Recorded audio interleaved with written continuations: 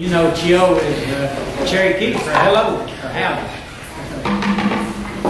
It's so good to see this many people here today. We want to welcome you to this presentation, and it's sponsored by our local Historical and Arts Council in Clay County, and by the State Historical Council, and also by the Department of Cultural Resources.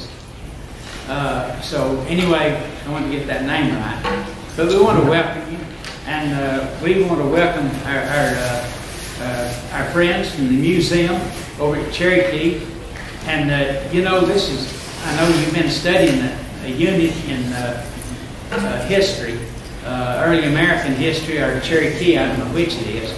But anyway, this is just something kind of to contribute to what you've already learned, to reinforce what you've already learned in school. So we're really proud to have you here this morning, and I'm going to turn this over now to our good friends from the museum at Cherokee.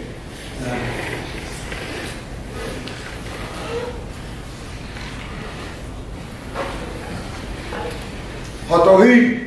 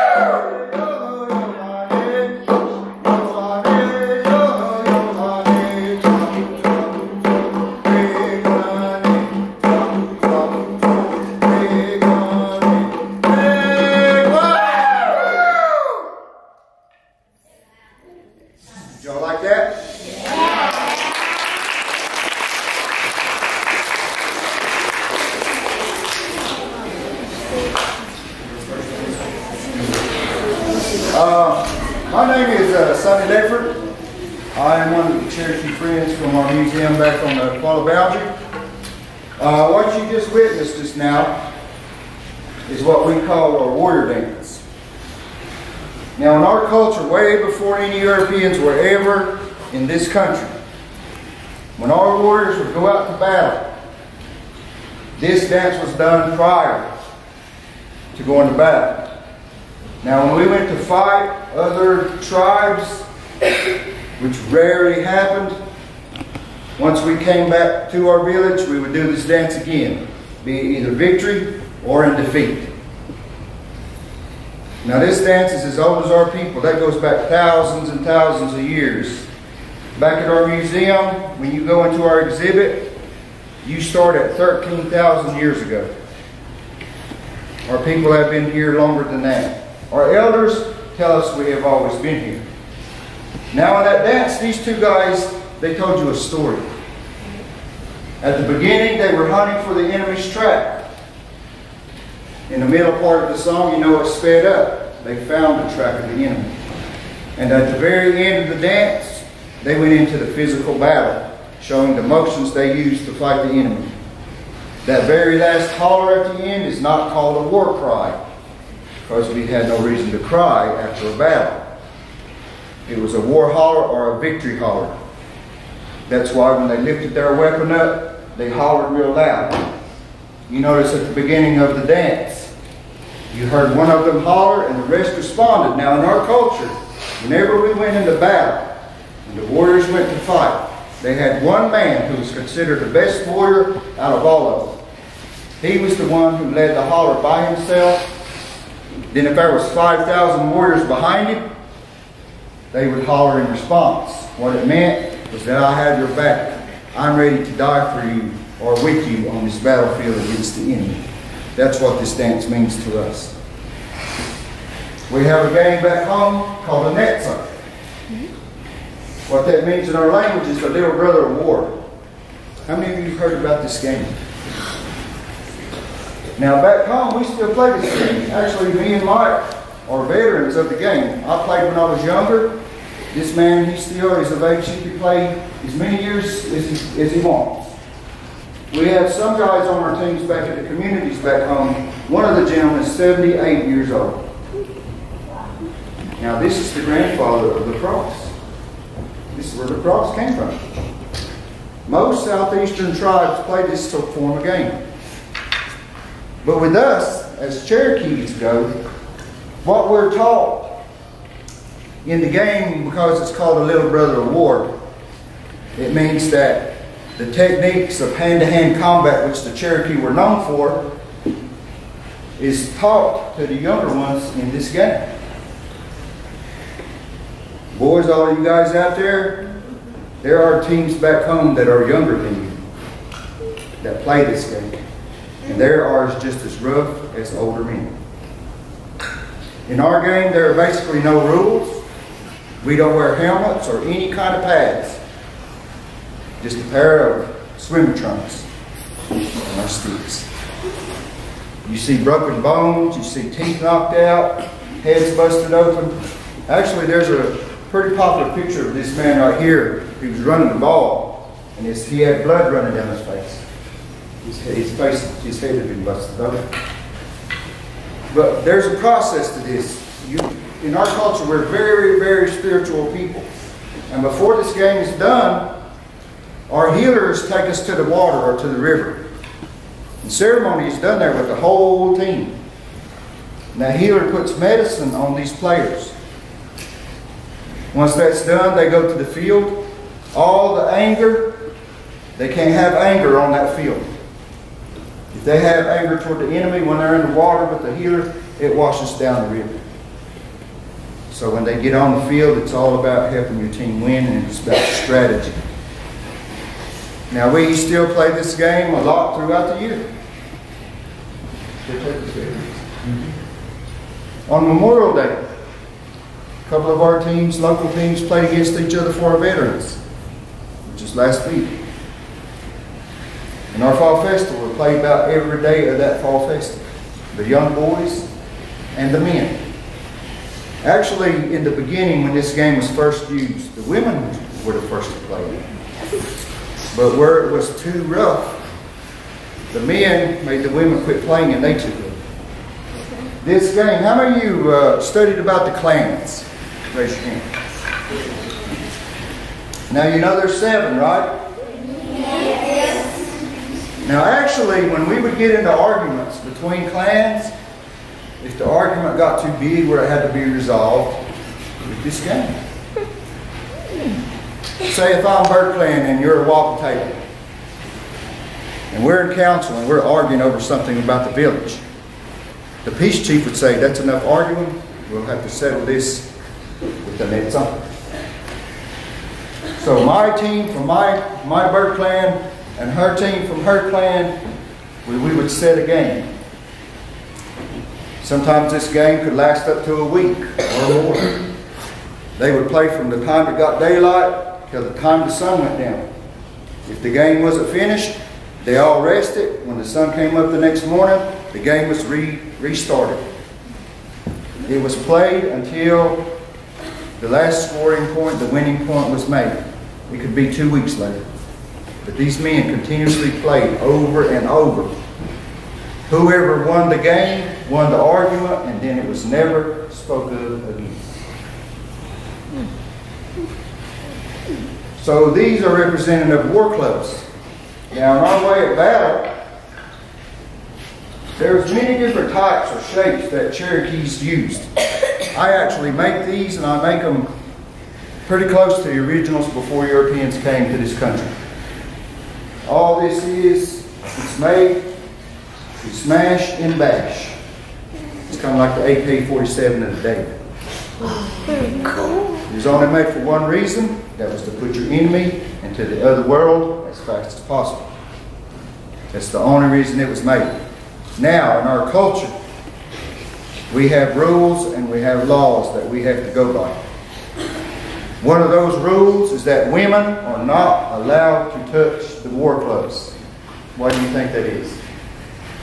Raise your hand if you want to answer. Might be too heavy. No, they're not too heavy. Because they can't fight. That's kind of. They would get hurt. No. Way up there in the... They might have babies one day. They might have what? Babies one day. Can you add to that? Yeah. That's a pretty close answer. Can you elaborate any more on that part? Are you way over there in green? Dangerous. No, not really. You in the black right there. You might mess it up. No. I'll give you the answer. In our culture, you learn about the clan system, because you also know that we have clan mothers. Right? How many of you know about the clan mothers? We also have beloved women. We also have war women. Now, war women are the women, they didn't go to war, but they did pick our warriors. See, when the other nationalities come to this country, most of their women were, as you might say, they were to be seen and not heard. When one of the British soldiers came to a part of our country and stayed in our villages for about 3 months, a little over, he couldn't believe that. The women got so much say-so in the decision-making of our villages with our clan mothers and the beloved women. But to the Cherokee, the woman was very, very well respected. She was kind of held a little bit above the man. The reason why? She was a life giver. We believe as Cherokees that without the women, there was no us. So by being a life giver, she's not allowed to touch anything that takes life, which is this war club. Now, a traditional woman from back home in Cherokee, if I was to hand this to her, she wouldn't do that. She wouldn't reach for it to touch it. She would jump back like you handed her a snake, because she knows what this means. Now, if I was to let you hold this, which I'm not going to, when you get older and you can have a child, just by you handling this could make you have that child stillborn, or to live a week and it'll pass away. That's what can happen to you. And it still happens now.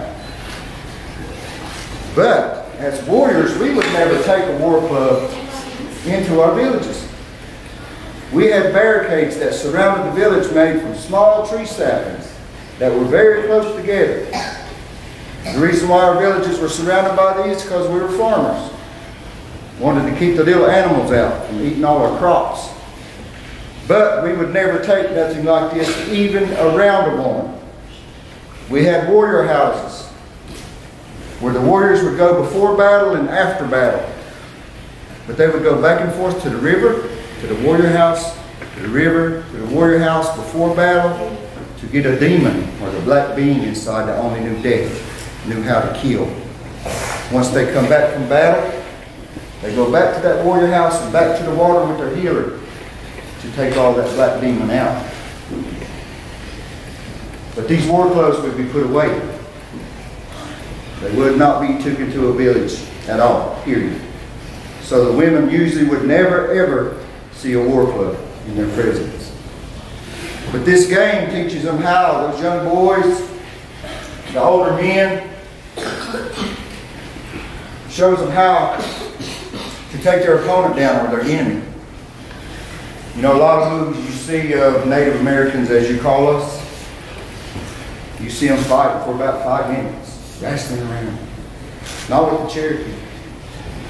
If someone was fighting with Mr. Crow right now, and this is my war club, as soon as I finished off my enemy, the man that was fighting him, I would hit him, take him down, me and Mike would then go on to the next.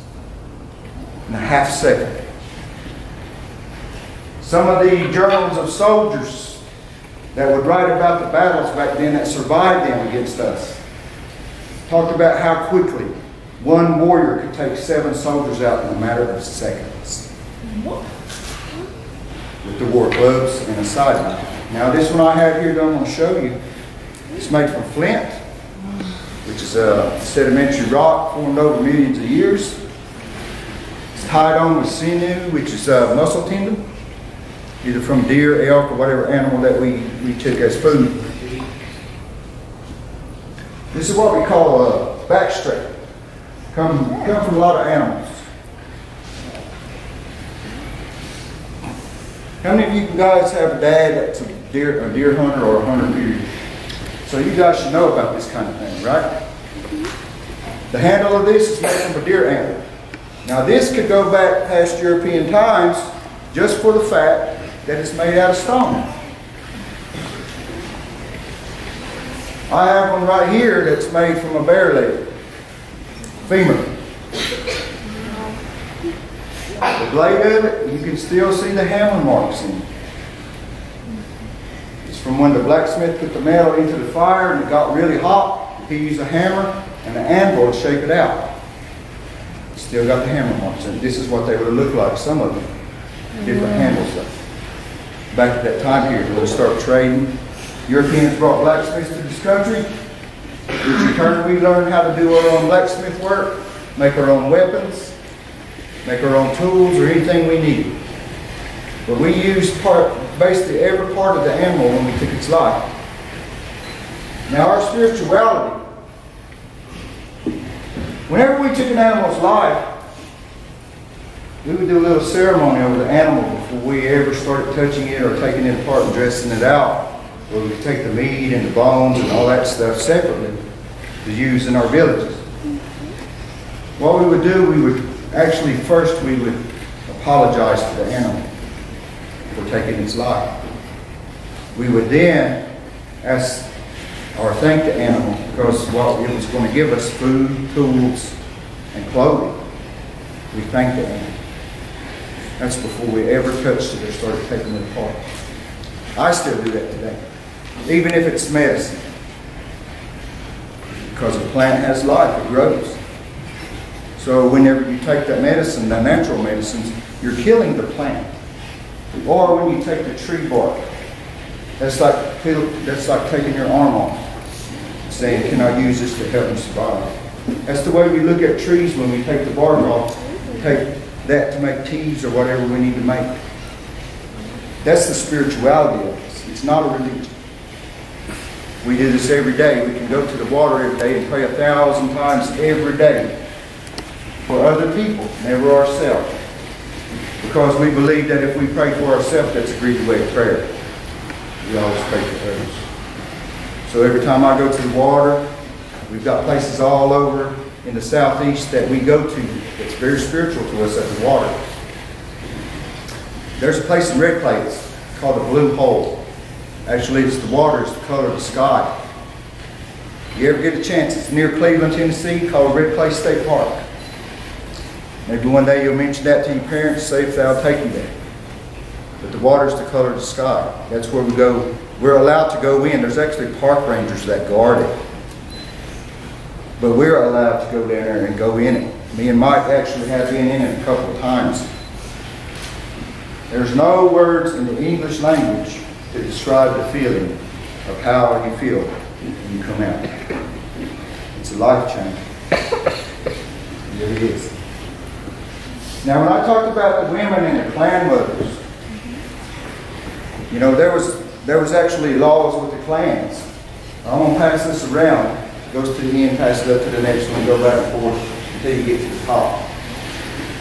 Now, this that you want to see that you're looking at right there has the 7 clan mask representations. They vary. But also, it's got the name of the clan below the mask, and it also has it written in the Cherokee syllabary. It even has how you say it in phonetics.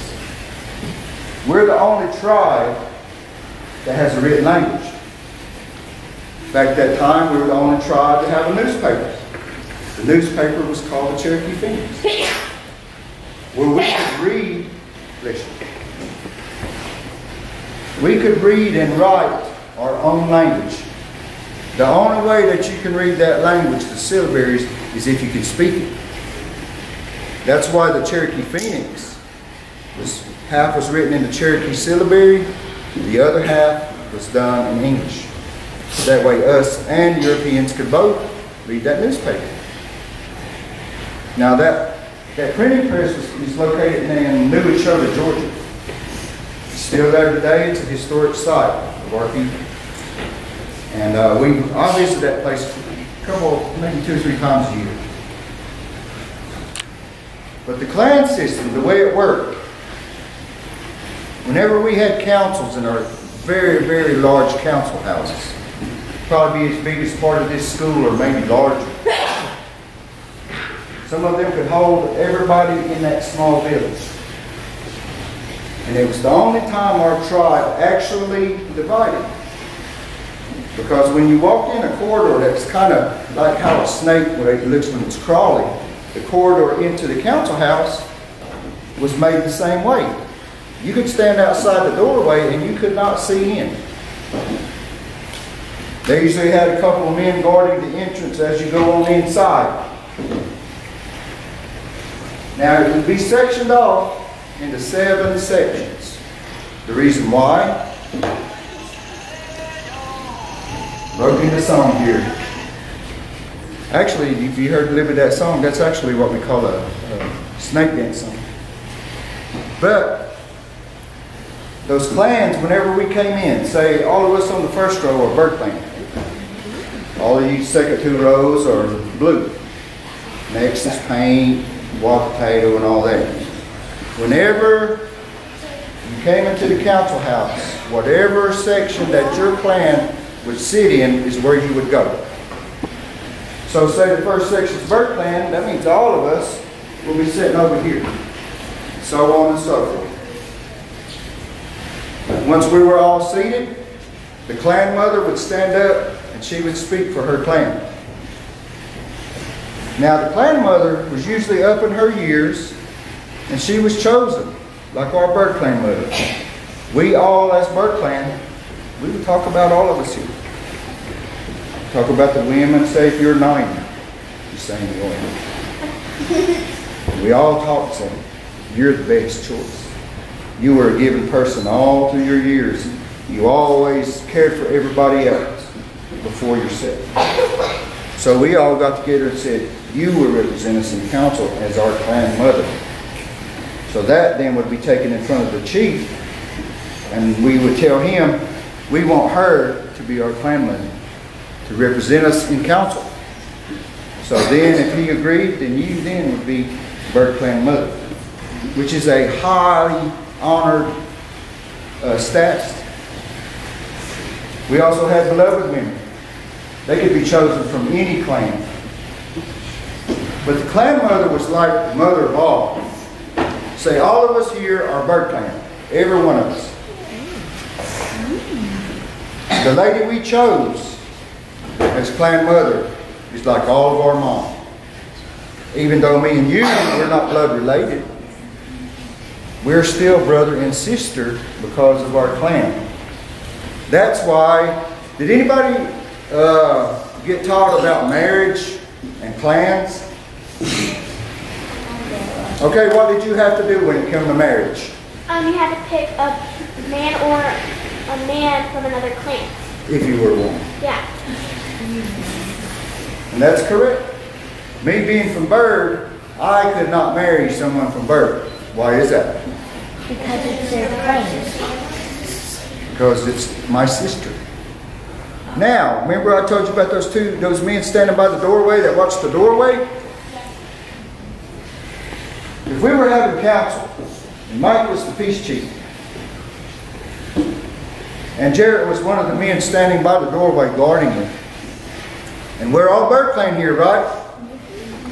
Now I know some of you boys in here got a crush on one of these girls. You know how I can tell? One of the guys that usually do are the ones that faces turn red. But if you're caught looking at that girl in this class, winking at her, smiling, if you were caught in the old days doing that, what do you think the punishment was? Marriage. Raise your hand. Marriage. What was that? No decapitation. No, you would not get kicked out of the clan. Marriage. You would marry your own sister. You think we'd let that happen? What was that? What does that mean? This lady right here said the right answer. They would be put to death. If you, a boy and a girl, were caught looking at each other like that in the same clan, you would be taken out of the council house, outside the barricade. If it was me and Jarrett, we would do away with both of them. See, there was no incest or anything like that in our culture. That's how severely it was dealt with. Now when we went into the council houses, and we would have the meetings and the clan leaders spoke, a lot of times you would see someone in the other clan that you like, you might want to marry, or if you travel to another village, say me being Bird clan, I travel to another village, 2 days walk. And when I get to the other village, I see a lady out of one of the other 6 clans that I have a liking to. So I talk to her more, and then I start making more trips to her village to see her. So if I decide to take her as my wife, this is the difference between our culture and today's society. Whenever I married a lady from another clan, let's say from the Deer clan, once I marry her and the ceremony's done, I then take her clan as my new clan. I'm no longer Bird anymore, I'm Deer. Now you notice today when women marry men, they get the last name of their husband. But in our culture, the name I have from